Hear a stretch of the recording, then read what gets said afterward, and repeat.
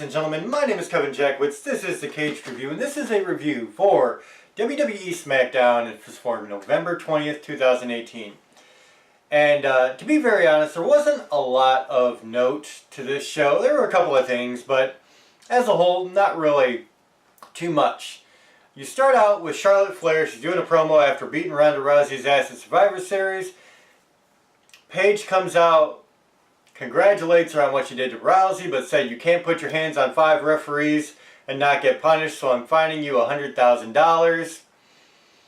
And then the Iconics come out for some fucking reason, and they're doing a promo and kind of doing their terrible shtick, and it is terrible, and they're poking at Charlotte Flair, so Charlotte Flair says, well, which one of you is going to get their ass kicked, basically. And so that turns into a match between Charlotte Flair and Billie Kay, predominantly a squash match. Charlotte Flair wins, and then she says she's not done. She wants Peyton Royce in. Peyton Royce is reluctant. The match starts.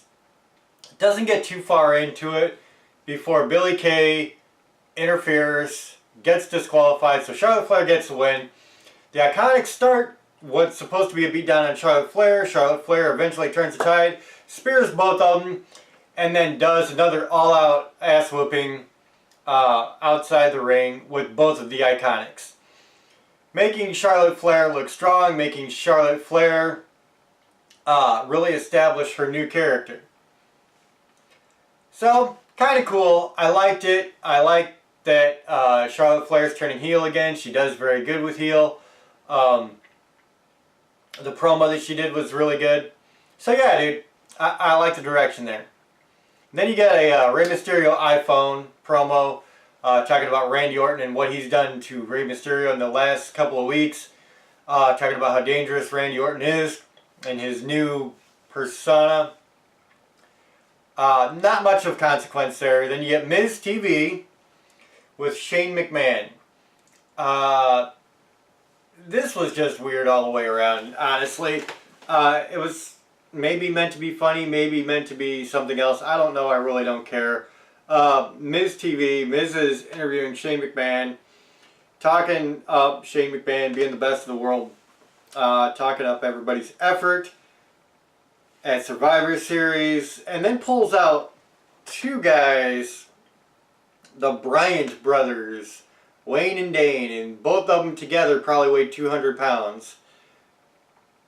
And of course, Miz is starting the match because Shane McMahon's beaten and battered from Survivor Series. Miz is destroying these 2 guys, of course. Miz gets distracted trying to get Shane in. Shane says, you go ahead and do it. One of these guys rolls up. The Miz gets a pin, gets a win. Stupid. Couldn't care less what they're doing. Don't want to know. Don't give a damn. Yeah, it was just bad. Then you get a backstage New Day R-Truth segment, which they're talking about a Thanksgiving feast fight, which is, of course, going to be some corny shtick match that they do for Thanksgiving. So then you bring out the New Day versus the Bar with Big Show, and that's exactly what it is. It was kind of funny, kind of just cheesy. The essentials are they're using food, the New Day get the win, and they beat up Cesaro with a bunch of food afterwards. Honestly, way more cheesy than funny. Just, yeah. They throw in these fights for every holiday, and it's usually the New Day that does it because they're the ones that can pull it off and make it the most funny. I think anybody else doing this, it would have been just a stinker. So, yeah, nothing big there. Backstage, you get a Randy Orton promo talking how masks are the pride of the luchas, and he thinks it's just a piece of polyester, and he's going to strip it off Ray.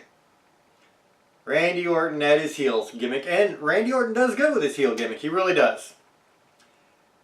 Then you get Naomi and Oscar versus Mandy Rose and Sonya Deville, and decent match, nothing spectacular. I've said before that I think that Naomi and Oscar are two of the most talented women on the roster. I think Sonya Deville's very good. And Mandy Rose, like, I think some people give her the stigma because she's got like an amazing body and she's pretty hot, that, you know, she's another like diva type, but she's really not. She gets in there and she can fucking move. She can wrestle. So, yeah, but the match itself as a whole was just okay. Naomi and Asuka get the win. The biggest part of this match was maybe some more splinters, something separating Mandy Rose and Sonya Deville. Daniel Bryan does an in-ring promo after that, basically turning on his heel stick full force and making an excuse for why Brock Lesnar beat him at Survivor Series and that it was kind of an intentional thing. I'm kind of surprised that they're giving the belt to Daniel Bryan at this point, but I'm not hating it. I mean, I like Daniel Bryan for sure, and honestly, I don't know that anybody could have built up the match with him and Brock Lesnar the way that Daniel Bryan sold it. And Brock Lesnar too, honestly. Like, people say that Brock Lesnar is overrated, but that match really showed that both of them are damn good at telling a story in a match. The promo itself, it was alright, didn't do much for me. And that brings you to the main event of the night, which is Rey Mysterio and Randy Orton. Randy Orton back to his super heel gimmicks. Ripping at the mask of Rey Mysterio, and I will say that was a very cool spot where Rey Mysterio does his little slide out of the ring where he slides on his belly and tries to do the splash, and Randy Orton catches him with an RKO from there, and it was very quick, very cool looking, so that was definitely a plus for the match. Then Randy Orton throws Rey Mysterio back in the ring, hits another RKO, gets the win, goes back and starts beating him up again, and there was a point where he hit, I forget what he hit him with, but he hit Rey Mysterio with something, and when he fell, his mask actually came off, like Rey Mysterio's mask, not with Randy Orton pulling on it, but it just came off. And Randy Orton, being the consummate professional that he is, knew to grab the mask and do the heel bit with the mask, holding it in the air, and so it was smart, it was quick thinking, and I think it really worked. So, you had a good opening, you had a good close, I think. Everything in the middle was just thrown in there. I really didn't care. Now, having two good spots in a whole 2-hour show doesn't work for me. You got to bring a whole show, not just a beginning and an end. And for this, that's really all it was.